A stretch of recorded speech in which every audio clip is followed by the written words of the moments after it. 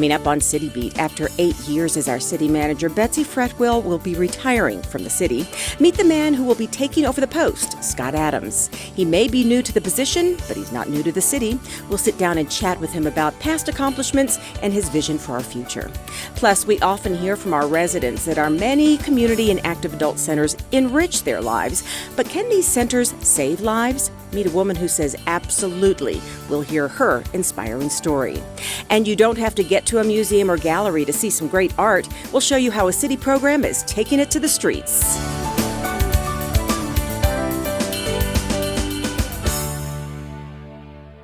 Hi, everybody, and welcome to City Beat. I'm your host, Nancy Byrne, and we are coming to you from the Mayor's Gallery at the historic 5th Street School. There's a brand new exhibit on display here called Celebrating Life. We're going to take a closer look at some of this beautiful artwork just a little bit later on.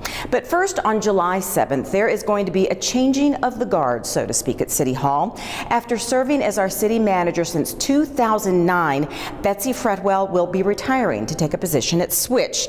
Ask just about anybody, and they will tell you she led our city through one of the worst recessions we've ever experienced, and she will be missed. Taking her place is Deputy City Manager Scott Adams. Now, he came to our city to kind of kickstart revitalization in our downtown area. He's done that and so much more. We sat down with him to take a look back at his career here and look forward for his vision for our future. And we're now outreaching with a lot of partners who we think will be part of this effort. If you are at all familiar with Las Vegas city government, you know Scott Adams, who will soon become our new city manager, because he's not new to our city, nor is he new to city government as a whole. My history has been about cities. Before Adams began working in Las Vegas 13 years ago, he had a career steeped in the field of urban economic development across the country, Including my college degree, which is in urban planning. And I worked in a number of cities along the way, starting in my hometown in Michigan. And I worked in a lot of bigger cities around the U.S., Memphis, Jacksonville, Florida, Fort Lauderdale, Norfolk, Virginia, and New Orleans. The path just seemed to lead to Las Vegas and the position of Chief Urban Redevelopment Officer and Director of the Office of Business Development, now known as the Economic and Urban Development Department. When I was considering coming here, I came downtown and really looked hard at it and didn't feel like it would be that hard to get done. And there was a reason at the time. There was a lot of development pressure in this region. We were a donut. We were this region that was growing out in the suburbs and outside of downtown, and there was this hole in the middle.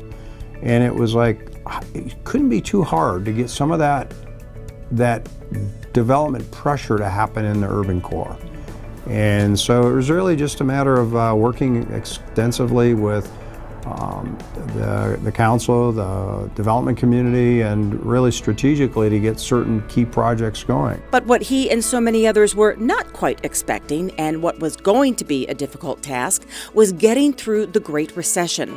But by working as a team, keeping the doors of communication open with the residents and employees, and making difficult decisions, Adams, Betsy Fretwell, and so many others pulled the city through. I've been very involved in a lot of things through the years, in particular in my role as a deputy city manager. When I first came up into the city manager's office, Betsy put me in charge of the fundamental service review process. So I was leading the teams that really did the hard budget cutting and cuts that got us through the recession, and really enabled us to be as sustainable as we are today. Aside from having a hand in getting us through the recession, Adams points to other accomplishments he is very proud of, like working with the various city departments and the business community to revitalize the downtown, one of the major reasons he says he came to Las Vegas.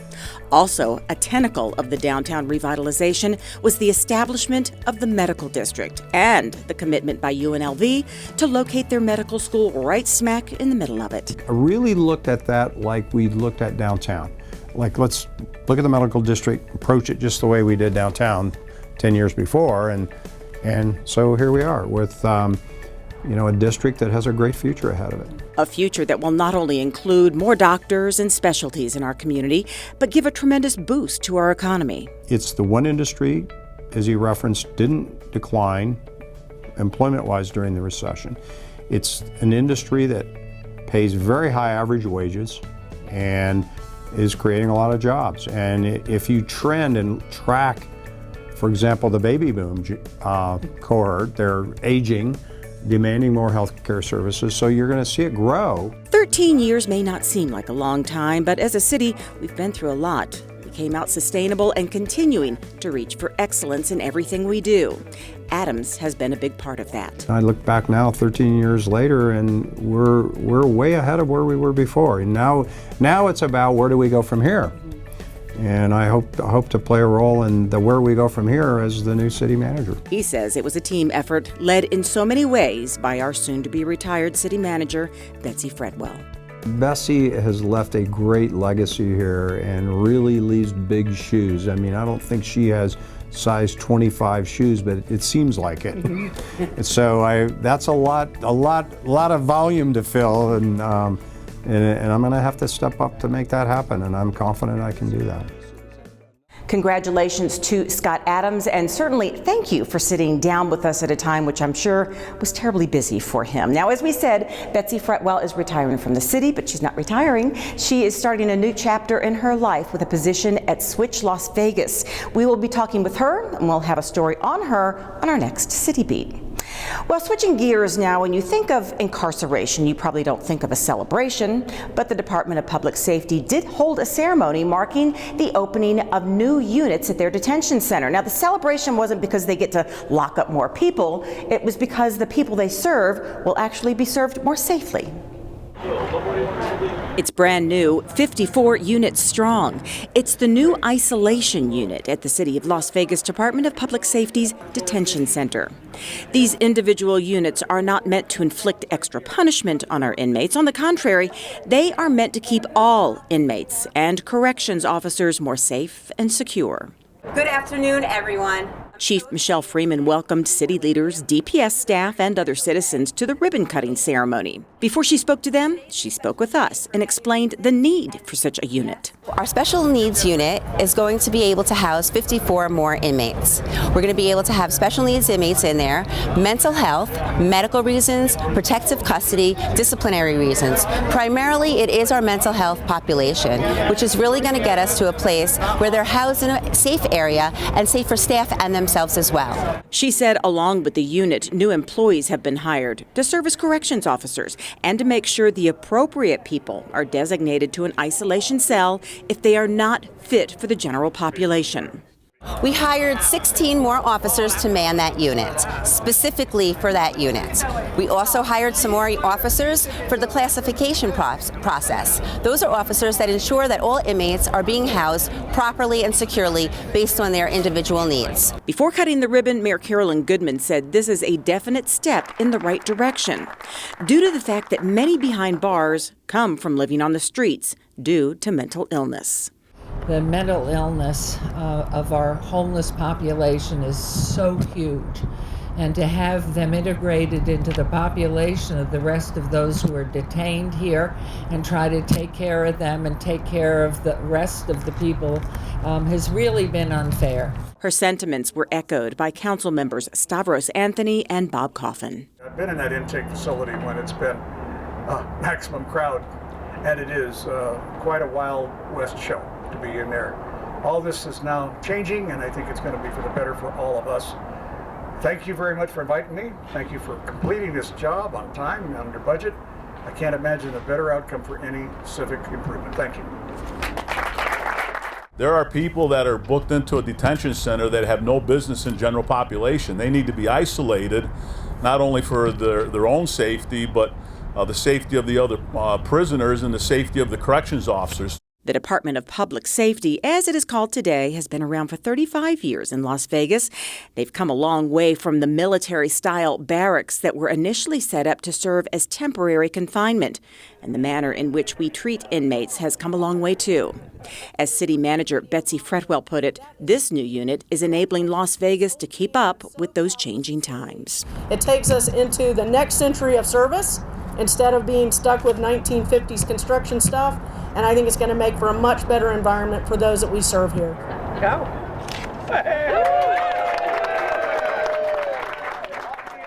We're going to take a quick break, and when we come back, now you may not think of Las Vegas as the fitness and health capital of the world, but guess what?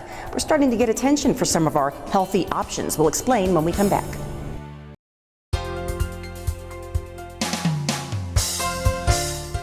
Congratulations to Scott Marcus, our City of Las Vegas Employee of the Month. Scott is our Information Technologies Training Specialist Extraordinaire. Scott brings his wicked sense of humor to these sessions and makes what could be tedious entertaining. He always has easy-to-understand examples and is always patient. Recently, Scott worked with our Building and Safety Department to put together a monthly training program that has helped keep our busy technicians up to date on IT changes, saving them time and providing convenience to our customers. Congratulations to Scott Marcus, one of the city's behind-the-scenes superstars, and our new Employee of the Month.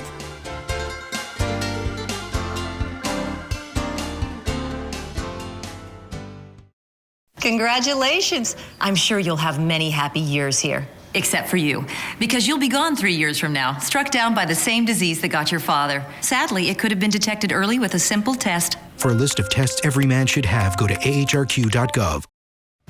It takes less than 1 minute to find out if you may have prediabetes, and you can do it here. So what are you waiting for? Just go to the site. Welcome back to City Beat from the Mayor's Gallery at the historic 5th Street School. In just a few minutes, we're going to show you the new exhibit on display here. But first, when you think about Las Vegas, you probably don't think about healthy lifestyles. But in fact, we are starting to get more recognized for having great parks, facilities, trails, and open spaces, as well as offering a wider variety of healthy restaurants, grocery stores, and farmers markets. A recent study took a look at 5,000 U.S. cities and found 500, they say, promote healthier lifestyles. Las Vegas came in 31st. We decided to take a closer look at this study, and in the process, we met a woman with an amazing story. She says that one of our senior centers literally saved her life. When we caught up with Josephine Inigas on this Thursday morning, she had already finished one exercise class and was looking for her next activity here at the Centennial Hills Active Adult Center. My pal. She says the center is like home to her, and those she's met here are like family. But that wasn't the case a year ago when her son convinced her to give this center a try. I used to walk with the walker and my oxygen tank with me. And I was like a 90 years old lady, you know, so slow in walking. So she gave the center a try and met this lady, Linda Blight. So she told me, she said, you know, do you exercise? I said, no. I don't believe in exercise. I told her bluntly, I don't believe. She said, I want you to come here next week, Monday, and you try it out. If you like it, fine. If you don't, you know, they don't force you here. You know, it's up to you what you choose. So I said, okay. I guess she liked it because that was July of 2016, and since then, she has barely missed a day. I come every day, Mondays through Friday. You know, I was about 200 pounds plus, and I'm 185 now. And I couldn't breathe, you know, too much at the beginning. After that, my mind was always exercise. Josephine says it is not an exaggeration when she tells people this center saved her life. I found that I could sleep good. Then one day, I didn't need my walker. I didn't need my oxygen. I impressed a lot of people, you know, that they were so shocked. Josephine, what happened to your walker? Where's your walker? You need help? No, no need. I don't need no help. She's not alone. Just in this active adult center, there are so many success stories, like her newfound friend, Dan Puglisi. I take 16 classes a week. I do about 17 hours. I do yoga, Zumba, Tai Chi, cardio, weights, and I do some walking also. I wanted to get my blood pressure down. I wanted to get my cholesterol down. And all of the exercising and the people around here have been very, very beneficial in helping me attain that goal. Aside from this very active adult center, there are 5 other centers catering to our citizens who are 50 or better. The city of Las Vegas has about 80 parks and counting that offer everything from organized sports to covered playgrounds and splash pads. There are 12 dog parks where our furry family friends can get out and get some exercise. The city operates 6 pools, some indoor, some outdoor, and there are a dozen community centers and sports complexes offering a variety of classes. Alice Jarvis is the acting principal community program specialist at Centennial Hills, and she says the list of what they offer here is long and varied. We do fitness, we do card games, card playing, canasta bridge, poker, to name a few. We do oil painting, we do toll painting, Mahjong is another group game, knitting, quilting. She says if they don't offer it, all the residents have to do is suggest it. We use each other, our colleagues first, professional publications, of course, whatever is the new trend, whatever is out there people want to try. If our members bring us something, we will always try it.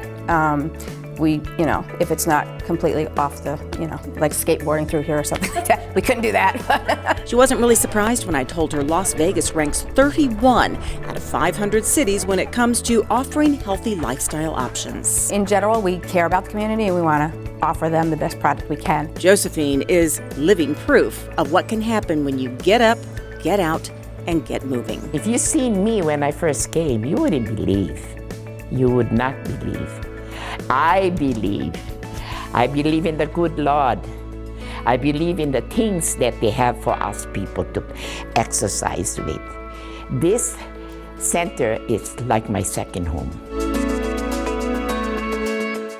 Now, when Alice says they try to think outside the box, she's not kidding. At one point in time, a client came to her and suggested that they try a belly dancing class. You heard me, belly dancing. Well, with some trepidation, she started up the class, and the group is so successful they are now going out and performing at events and gatherings. Go to lasvegasnevada.gov and look for a park, a facility, or a pool near you and give it a try. Well, you see them all over town. They're utility boxes. They're necessary, but not very attractive, at least not until our Office of Cultural Affairs and the Las Vegas Arts Commission came up with a program that's changing their look.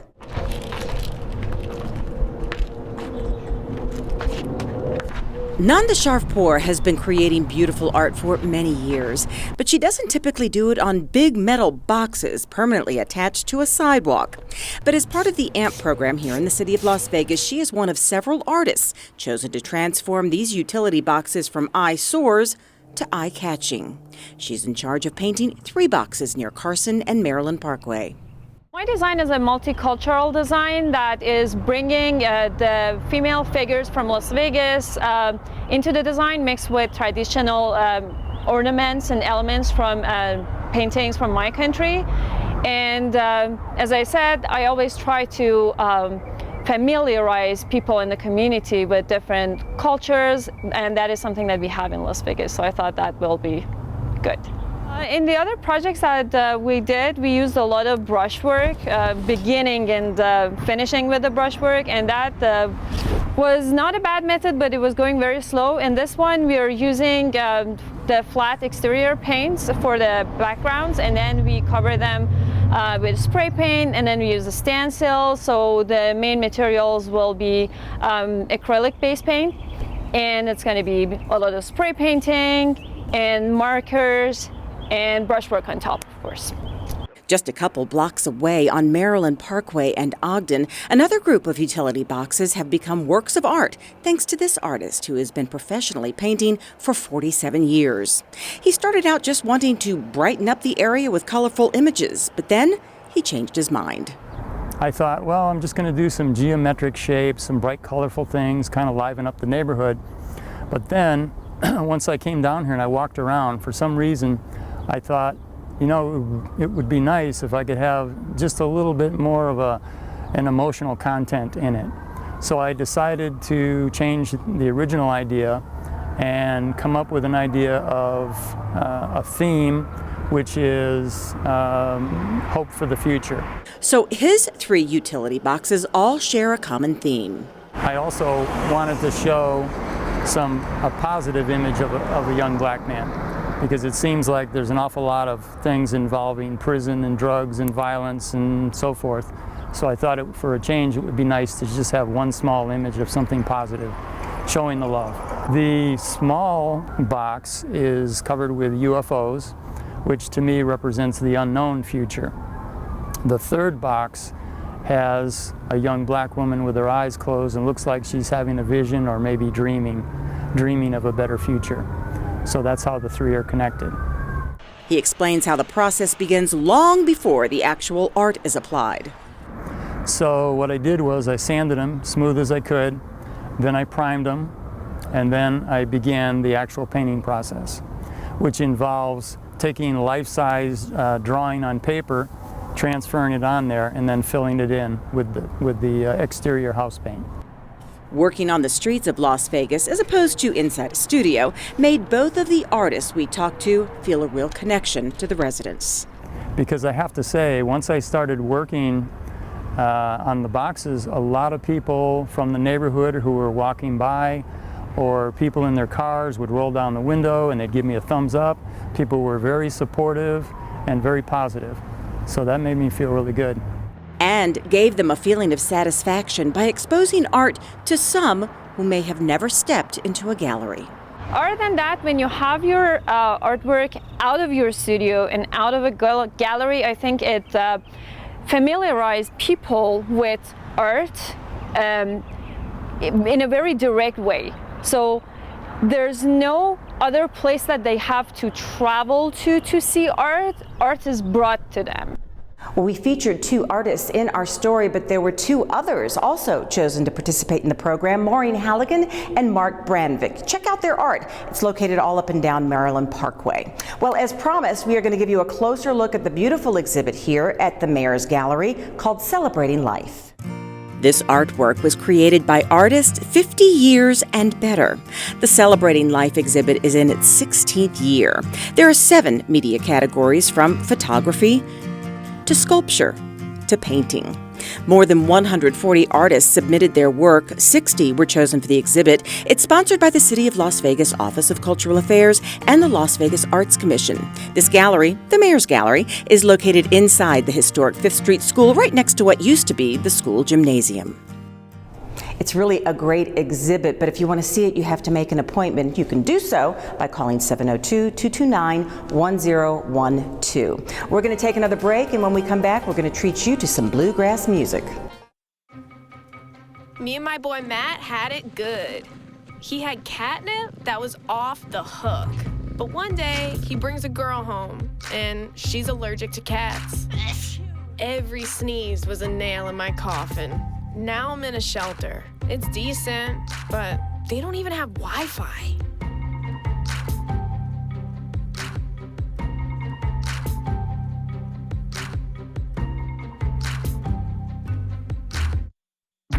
People think I'm trash, but they're wrong. Today I'm just an aluminum can, but one day I could be a stadium.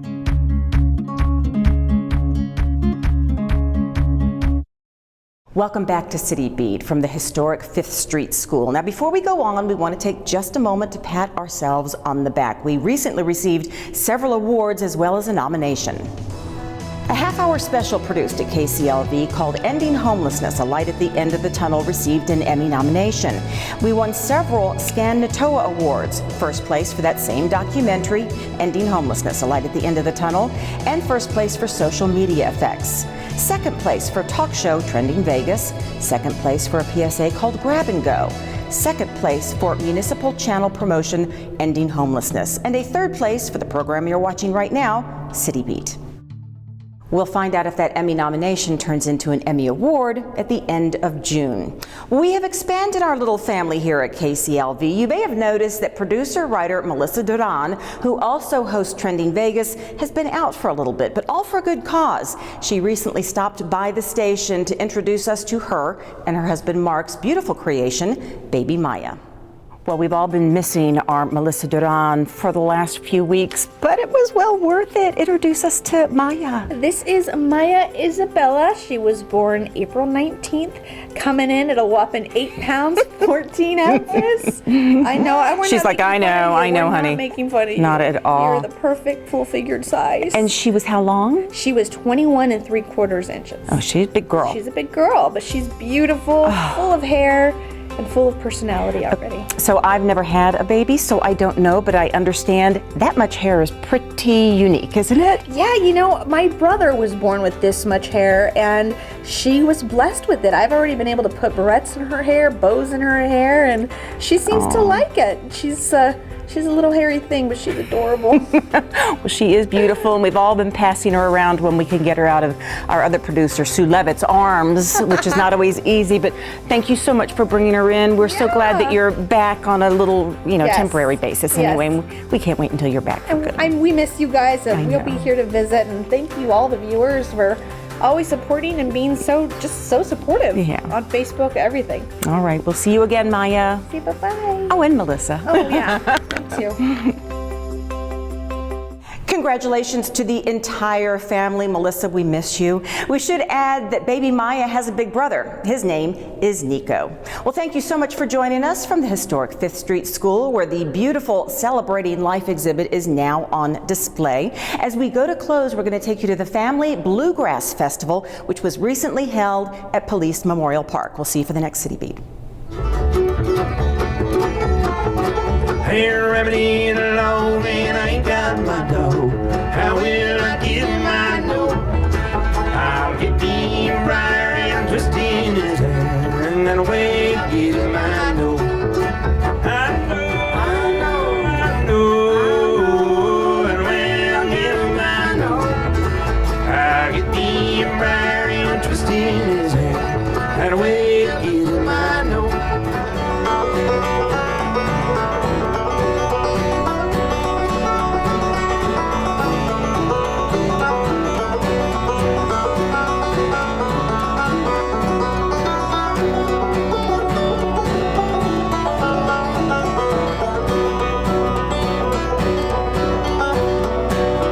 Went to see my Shady Grove, standing in the door. Shoes and stockings in her hand, little bare feet on the floor. Shady Grove, my little love, Shady Grove, I say. Shady Grove, my little love, I'm bound to go away.